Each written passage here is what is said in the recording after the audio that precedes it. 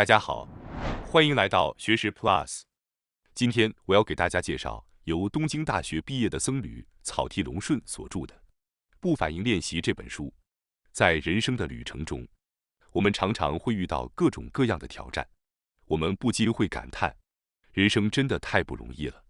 然而，其实有一种方法可以帮助我们智慧地应对这些日常的烦恼。事实上，所有烦恼的根源往往指向同一个核心问题。只要我们抓住这个关键，就能够通过正确的思维方式化解任何烦恼。本书融合了佛教的智慧，教导了我们如何去释放内心的负担，让心灵变得更加轻盈。今天视频的内容包括以下3个部分：第一，什么是烦恼；第二，在反应之前，首先要理解；第三，不要向他人索求。首先是第一部分，什么是烦恼？在探讨如何解决烦恼之前，我们需要先思考一个关键问题：我们每天所感受到的烦恼究竟是什么呢？常见的烦恼有哪些呢？以下列举了一些我们在日常生活中经常会遇到的情况：生活压力大，感到喘不过气，内心没有一丝余裕；对现有的工作不满，一想到未来就感到焦虑和不安；因为失败或糟糕的经历而情绪低落；周围有性格不合的人让人烦恼；在人际关系中倍感压力。乍一看，这些问题似乎很复杂且难以解决，仿佛只能依靠时间来慢慢消化。但事实真的是这样的吗？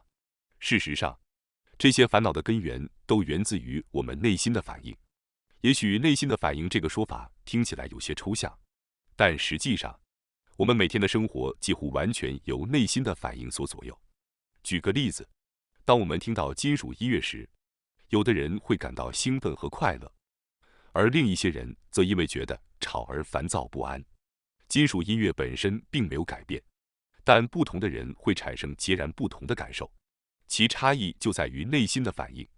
因此，烦恼的根源并不在于那些外界发生的事情或刺激，如音乐、失败、他人的态度等，而是在于我们内心对这些事物的反应和认知。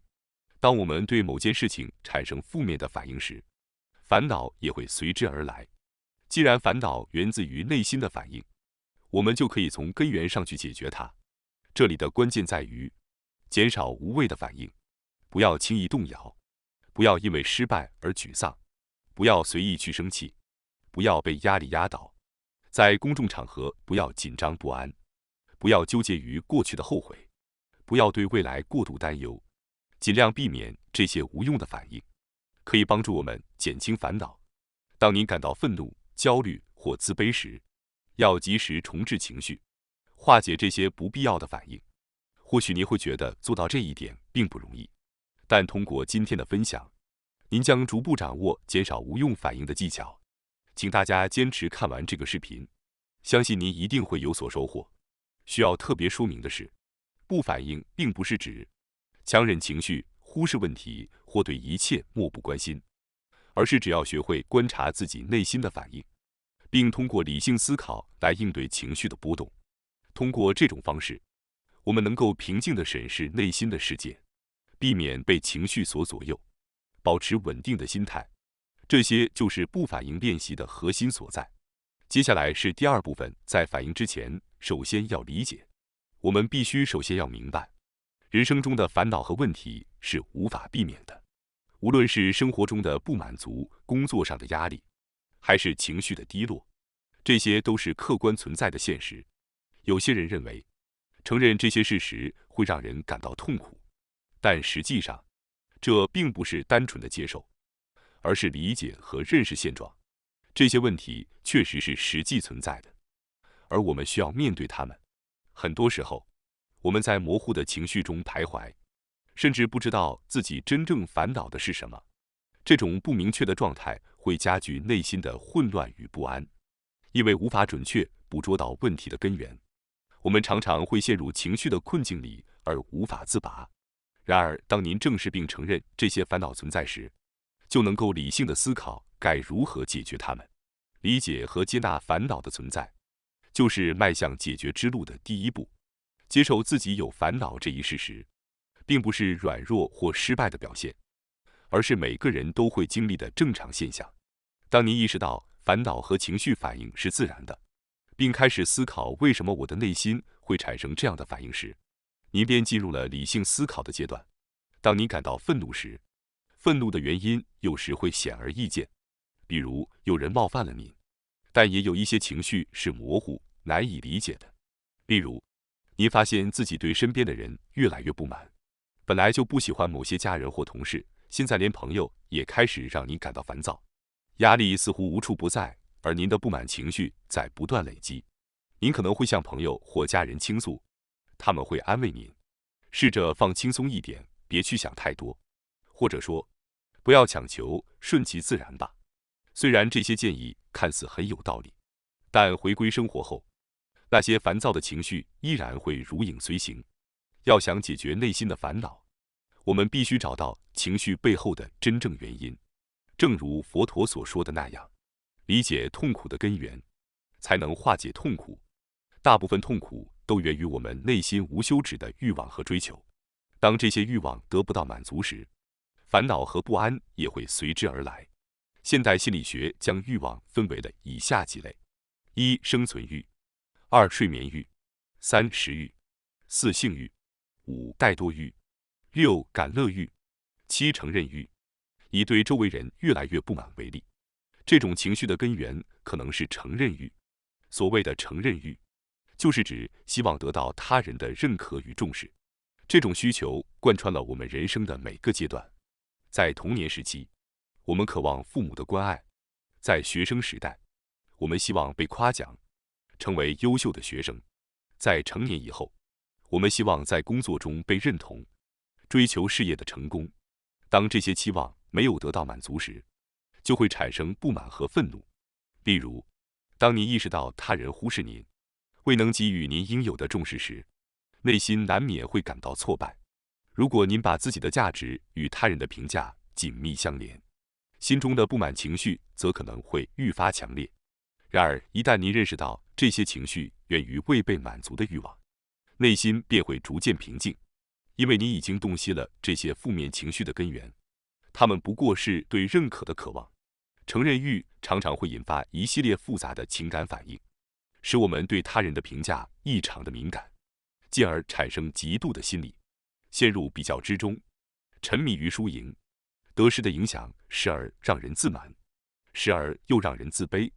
如果我们无法理解这些情绪背后的承认欲，就容易陷入不断反应的恶性循环中去，执着于外界的眼光和评价，无法自拔。理解现状，接纳情绪和欲望，是保持内心平静的关键。我们应该告诉自己，存在的事物即是真实存在的。这种理性而客观的心态有助于减少不必要的反应，避免陷入情绪的漩涡中。当您真正理解烦恼的根源时，情绪自然会平息。如此一来，您将不再轻易因外界的变化而动摇，并将能够以更加稳定的心态应对生活中的挑战。最后是第3部分，不要向他人所求。要想真正接受烦恼，首先需要理解自己的欲望。通过存在的事物即是真实存在的这一视角，我们可以学习如何减轻内心的负担。在这一部分，我将介绍另一种方法，通过客观审视内心，找到摆脱烦恼的路径。虽然我们已经根据欲望的种类对烦恼进行了分类，但从心态的角度来看，烦恼还可以进一步细分为3种状态：贪欲、愤怒和妄想。当我们陷入烦恼时，内心往往会落入以下3种状态之一。第一种是贪欲，即追求过度的状态。这种状态是指人被强烈的欲望所驱动，对他人或事物寄予过高的期待。这种求而不得的情形常常导致焦虑、不安和人际关系中的不满。我们需要警惕自己是否对他人或自己抱有过多的要求。贪欲不仅让自己痛苦，也会让周围的人感到压抑，无论是父母、孩子、伴侣还是朋友。如果我们能减少对他人的过高期待，内心也会变得更加轻松。我们要提醒自己，不要对任何人，包括自己，抱有过多的期望。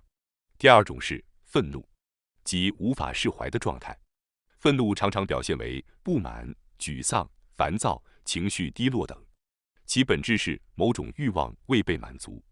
当愤怒有明确的原因时，我们可以采取行动去化解，但在很多时候，愤怒并没有具体的来源，只是一种模糊的情绪反应。长期被这些愤怒困扰，会使人远离真正的幸福。觉察到愤怒的存在，有助于我们平复情绪。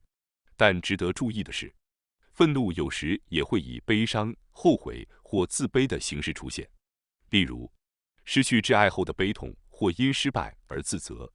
如果这些情绪不及时进行疏解，可能会逐渐累积，演变成脾气暴躁或长期的不满。因此，释放情绪是非常重要的。通过释放情绪，我们可以让愤怒像流水般自然地流走，让内心得到解脱。第三种是妄想，即沉溺于虚幻思维的状态。妄想是指大脑不断回忆过去或担忧未来，导致我们无法专注于当下，总是在胡思乱想。这种状态往往会引发焦虑，使我们陷入到各种担忧中去。要想摆脱妄想，关键在于觉察它的存在。然而，妄想往往是无意识地发生的，及时识别它并不容易。即使是修行多年的僧人，也常常觉得识别妄想非常困难。幸运的是，有一些简单的方法可以帮助我们区分妄想与现实。练习步骤如下：首先，闭上眼睛，回想今天早上的早餐或者刚刚观看的电视画面，然后突然睁开眼睛，仔细观察周围的景物，提醒自己，这是眼前真实的感知，而并非妄想。通过这个练习，我们可以逐渐学会区分妄想与现实。此外，将注意力转向身体的感受也很重要。例如，关注自己的呼吸，感受鼻尖的气息，感知腹部的起伏。这种专注于身体感受的训练，有助于减弱妄想的影响，类似于正念冥想的练习。正念冥想是佛教思想的延伸，已被证实在减轻压力和改善心理健康方面具有显著的效果。如果您对这种练习感兴趣，可以进一步探索佛教或东方哲学中的智慧。通过这一部分，我们探讨了3种典型的心态：贪欲、愤怒和妄想。对内心状态进行分类的原因在于，只有客观审视自己，才能找到真正的解脱之道。许多人无法走出烦恼的根本原因，正是因为他们看不清内心的真实状态。接受与解脱的第一步是客观看待自己的内心，并接受现状。希望这些方法能够帮助您减轻负担，找到内心的平静与幸福。感谢大家收看今天的节目。如果你喜欢我们分享的内容，记得点赞、订阅并开启小铃铛通知，第一时间获取我们的更新。在下次的节目中，我们将继续为大家分享更多有益的内容。再次感谢大家的支持，我们下期再见。